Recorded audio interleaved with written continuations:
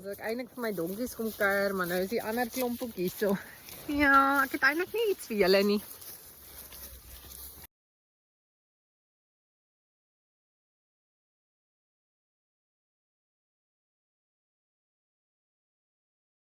Oh, julle moet nou buite gaan, julle kan nie binne bly nie.